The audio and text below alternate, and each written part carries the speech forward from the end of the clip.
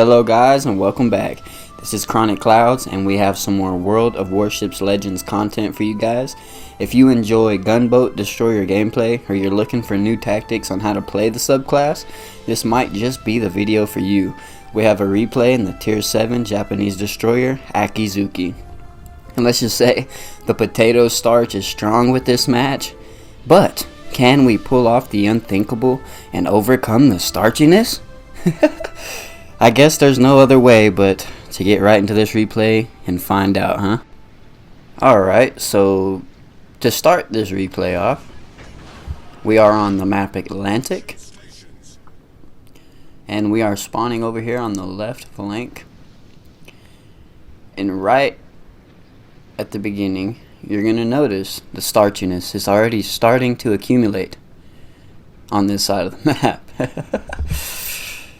Both of my teammates that spawned on this flank with me decided it was in their best interest to go ahead and push back to the base. So that kind of leaves me, the little gunboat that could, to come out to this flank and try to hold them off from coming behind us and taking our base from this flank. So we're just going to kind of get out here, and as you see, this ship is kind of slow for a destroyer. It's not the fastest destroyer in the game, that's for sure. But it has a ton of guns and has great fire setting capabilities whenever used with the commander Togo. I'm not going to say his last name because I would probably butcher it. So we're just going to call him Togo. But yeah, we have 2 battleships so far already that have spawned on our flank that we can see. And as you see on the map, look, all of our teammates are pretty much sitting in our base right now. We have our right flank out there that's actually trying to do something, so there is that. But everybody else is kind of just jumbled up right there in the base. We see a good opportunity to get some torpedoes off. Unfortunately, I don't think we lead this guy enough. Because he starts turning, and a Scharnhorst is actually quite fast for a battleship, so he's going to end up more than likely outrunning those. But as you see that Richelieu's pushing forward, we use our torpedo reload booster, at least one of them that we have out of the 2, and we shoot some torpedoes in hopes that that Richelieu's going to keep pushing forward. Okay, so we pop our smoke, and he becomes undetected. So at this point, we can't shoot at him.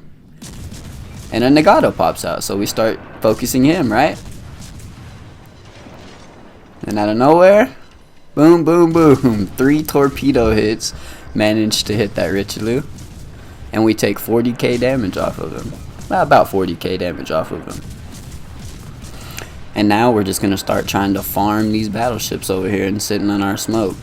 Because at this point, we have their battleships pushing towards the middle of the map. So in a way, we're kind of creating a crossfire for our team that is sitting in the base. And we managed to get another torpedo hit there as well.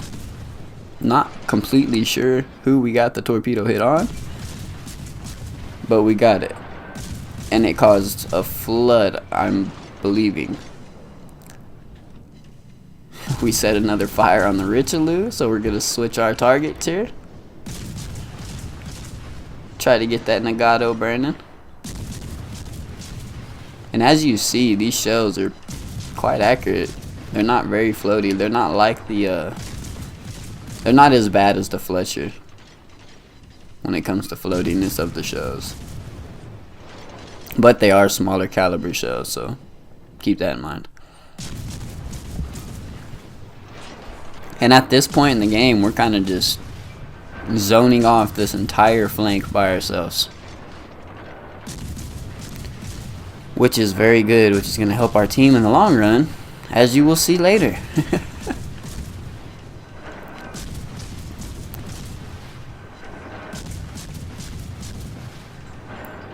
And I mean, we're just literally just going to town. We already have nearly 100 shell hits. We only have 4 torpedo hits, and we're already at 106,000 damage within the first couple minutes of the match. So I feel like we've done a great job over here on this flank, keeping people busy, keeping them on fire, getting a bunch of passive damage. And as you see, we do have 4 torpedoes in the water. Do not look forward to seeing any more torpedo strikes for the rest of this game. The rest of this damage is coming directly from fires and my guns. So, enjoy. We catch the Richelieu. After he uses his damage con, we set another fire on him. And that's going to sit there and burn for a while. So, we're going to switch our targets now that he's behind the island. No point in us trying to get, you know, our shells over that island. It's not going to happen. And at this point, we're pushing back now. We're kiting back. But in this game, our main goal was not to stay hidden. You know, it wasn't, you know, to be the torpedo boat. I wanted to play the ship like a gunboat. And I decided, hey, I'm going to come in here and play it. And unfortunately, our flank decided to do what they did. But it did open up opportunity to showcase what this ship is capable of, honestly. There's Mr. Scharnhorst from the beginning of the game, coming back for seconds. And as you see, look how far the range on these guns is with Togo as well. I'm already hitting him at 11.4 kilometers, which is pretty deadly for a destroyer. We already get another fire on him with our 7% chance to set fires. And now we're just going to rain hellfire onto him.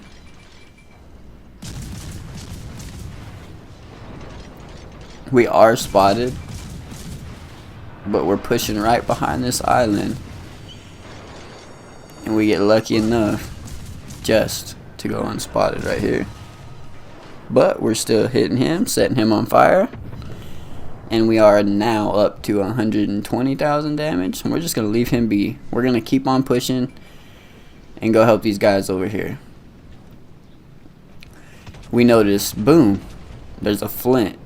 That's the guy I'm like, uh-oh, I need help with this guy. And I actually get some help with this guy.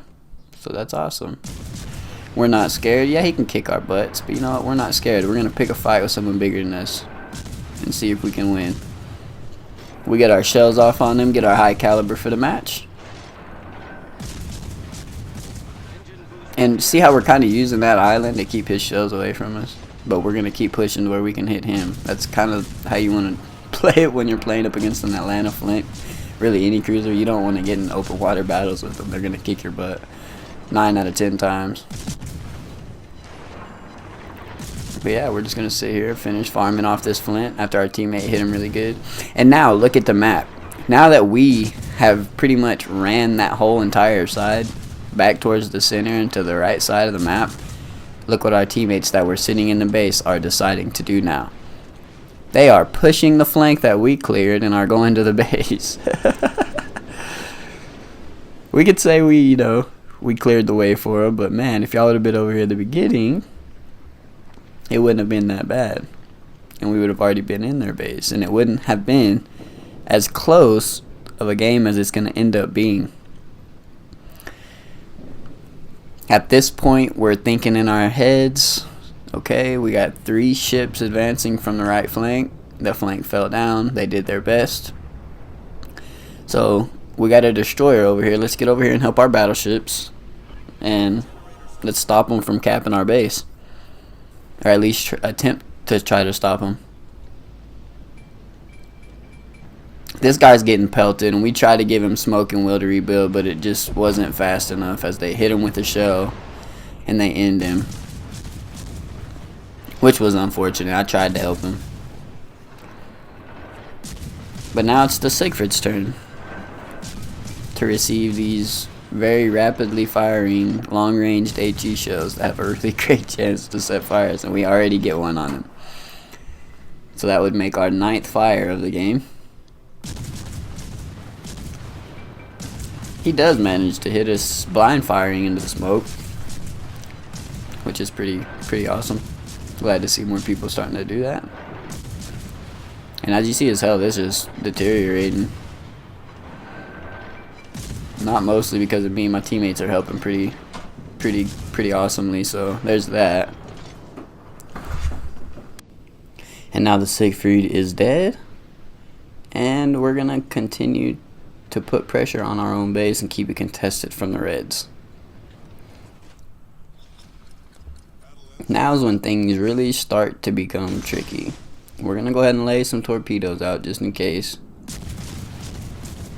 and we are gonna continue to just pelt this Scharnhorst with our HE at range. We already get another fire, but we are spotted. And I didn't realize at the beginning I had a Jervis right here shooting at me, but our priority changes once the destroyer pops up. He's now priority number 1, so that's who our next target is going to be. We have half of our health, about the same as the Jervis, but we have 3 ships shooting at us. Both of those battleships in the cap and this Jervis. And we're doing some nasty damage to this Jervis with this HE. 100mm HE, and it is just shredding this Jervis. He's doing us in pretty well also, so there is that. But can we get the kill, and can we get him off the board to give our teammates that last little bit of push? And it looks like we are, but we end up biting the dust from the Scharnhorst. We do end up getting the destroyer off the field, which leaves 4 battleships versus 3 battleships and a cruiser. One of those battleships is very low health, but the other is full health. Will we be able to pull off the victory, or will these 3 battleships cap our base? Let's look around and see if our teammates are actually going to do anything. And so far it doesn't seem like it's too far of a long shot. But how nice would it have been if those guys that are now in the enemy base would have been back at our base protecting our cap, instead of deciding to wait the whole game inside of our base and then right at the end push their base and let them try to take our base. It didn't make any sense. But we're gonna highlight the only player that's left that had any sense to at least stay back and fight the base off. My guy, how do you say that? Lausada 1964 in his tier 6 Leon.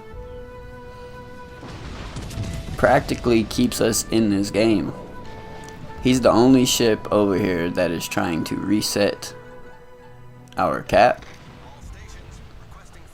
And we have 2 battleships that are getting reset in the enemy cap due to the enemy Scharnhorst, which is actually the same Scharnhorst from the beginning of this match.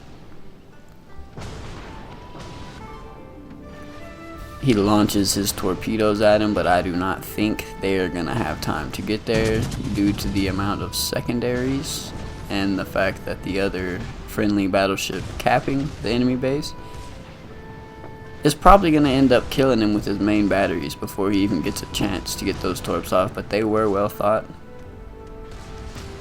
Might as well send them if you got them. He doesn't finish him, and we're just sitting here kind of wondering if this guy's going to shoot his guns, and he does. Finishes him. At first I thought he was going for us all secondary kill. Didn't know what the heck was happening, but he wasn't. And we're back to Lazauda, sitting over here protecting the base. And actually, if I'm not mistaken, he ends up getting a high caliber in this match as well. And he's just sitting here doing a great job. He's taking multiple fire from 2 different ships, but he's maintaining his survivability just enough to keep us in the game. We have 27 seconds left. By now this base would have been capped, and there's his high caliber. Yes, buddy, I know you're requesting for help. It's not gonna come, unfortunately. It should have never left, but it did, and that's how it worked out. But good job. 8 seconds left on the clock. We had 158,274 damage. We had 334 shell hits, 4 torpedo hits, and a high caliber. And was a very fun match, to say the least. I hope you guys did enjoy this Akizuki replay, and if you're new to the channel and you did enjoy the video, please do consider subscribing and leaving a like on the video, and we'll see y'all in the next video, guys.